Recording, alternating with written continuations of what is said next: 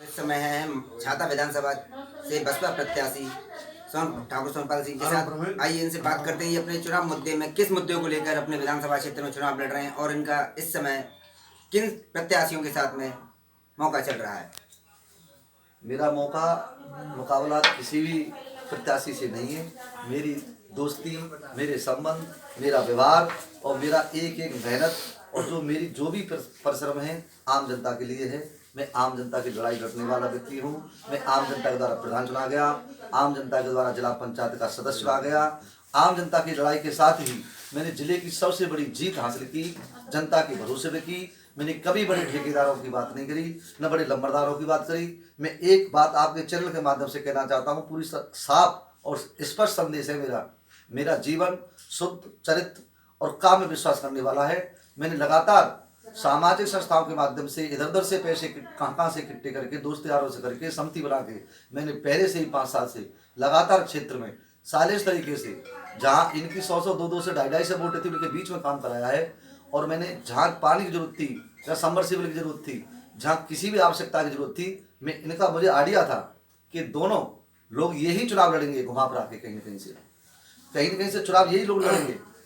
उनके साथ ही मैंने उस विश्वास के साथ लगातार 5 साल से पहले मैं उसी काम पे लगा रहा और वही भरोसे के साथ जनता ने वही सीढ़ी थी जो 9000 वोट से मुझे जीत दिलाई। और वो जीत मेरी केवल और केवल विधानसभा में जाने के लिए तैयारी के टिकट पाने के लिए थी।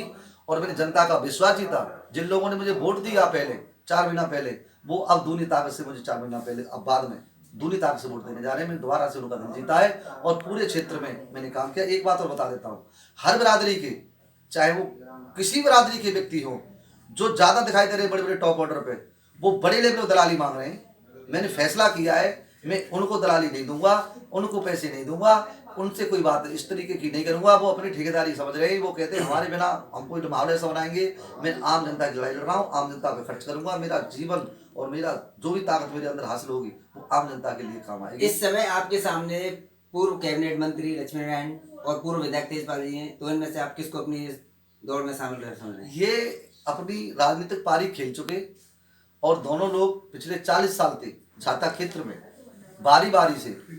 इनसे जनता प्यार करती तो लगातार एक आध बार तो जीतता कोई।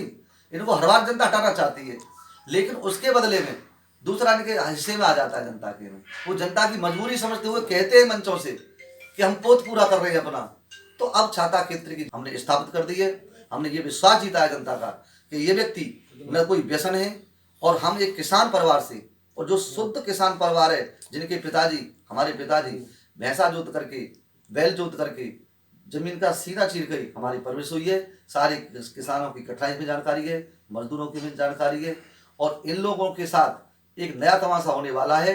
इनके साथ भी जो दिखाई दे रहे हैं वो भी इन्हें धक्का देना चाह रहे हैं। ये लड़ाई अहंकारी लड़ रहे हैं, छाता क्षेत्र को बापती समझने वाली लड़ रहे हैं। और सबसे बड़ी लड़ाई इनकी जो है भाई भतीजे परिवार के लोगों को स्थापित करने की, या अपने पुत्र मुंह में एक नया राहुल गांधी जो छाता क्षेत्र में सौंपने की।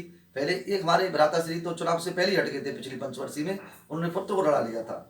अब उनको जमीनी हकीकत दिखाई दे गई थी चारों तरफ से कि नैका थोड़ी बहुत चीजें हैं, तो फिर दोबारा से उनको ये मन में आई कि चलो मैं ही कुछ बहका दूं कुछ लोगों को। और जो कहीं कुछ नहीं मिला पूरे क्षेत्र में, जब पता चली कि पूरे क्षेत्र में दिल में सोना, हम मेरा नाम सोना प्रधान कहते हैं, मुझे सोना प्रधान समा चुका है लोगों के बीच में 5 साल से। मैं इनको टारगेट बना के, मुझे पक्का पता थी, मेरे 25 साल से छाता बैठता हूँ, कचहरी वकालत करता हूँ, मुझे पूर्ण भरोसा था कि ये 2 ही लोग चुनाव लड़ेंगे, जरूर पार्टी से कहीं से घुमा फिरा के टिकट लाएंगे।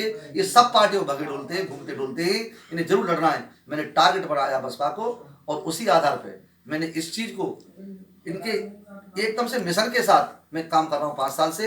आज मेहनत मेरी रंग ला रही है, जनता मुझसे प्यार कर रही है। इनसे बस जल्दी में चाय पिला के भगाना चाहती है, मुझे घर से नहीं निकलने देती है। मेरी बहुत मजबूती के साथ जीत लेती है। अभी देखने में है कि माठ विधानसभा सीट पर और मथुरा विधानसभा सीट पर जो इनका गठबंधन बनाया गया था सपा और रालोद का, इनके प्रत्याशी बार बार बदले जा रहे हैं।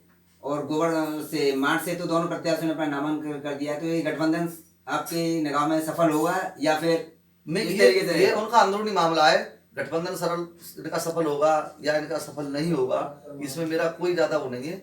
हमारे यहाँ ये मुद्दा था, भावना तुमते शुगर मिल वाला, शुगर मिल वाला जो मुद्दा था, वो हमने उससे पहले, बहुत पहले हमने उसके लिए जो आंदोलन हुआ उसको हमने लड़ाई लड़ी। और हमने उस पर पूरा प्रयास किया, तन मन धन समर्पित किया था। दूसरी लड़ाई हमने ऐसी लड़ी, इन्होंने आश्वासन बार बार दिया 5 साल, अगले 7 साल से 8 साल से मुद्दा इनके बीच में, और इन्होंने 2014 में भी ये कहा था कि हम वोट मांगने नहीं जाएंगे और शुगर मिल में धुआं उड़वा देंगे। धुआं का मतलब समझ रहे आप, रनिंग में ले आएंगे, तेज दौड़ेगी, चीनी निकलेगी, प्रोडक्शन होगा। ये चीजें झूठा वादा करके, और इन्होंने सबसे बड़ा पाप ये किया है, जनता को बहकाने का कार्य करने की कोशिश करी है। बजट का मतलब आप समझते ही, बजट का मतलब क्या होता है कि मेरे घर में इतने गेहूं होंगे, उस गेहूं में से इतने घर में रखूंगा, इतने बेचूंगा, इतने शोरूम में खर्च होगा, इतना उस पर होगा। कोई इसका लेना देना नहीं है। इनकी आताती पातल सरकार थी। अगर ये चाहती तो 5 साल में धुआं वास्तव में उठ जाना चाहिए था, शुगर में होता।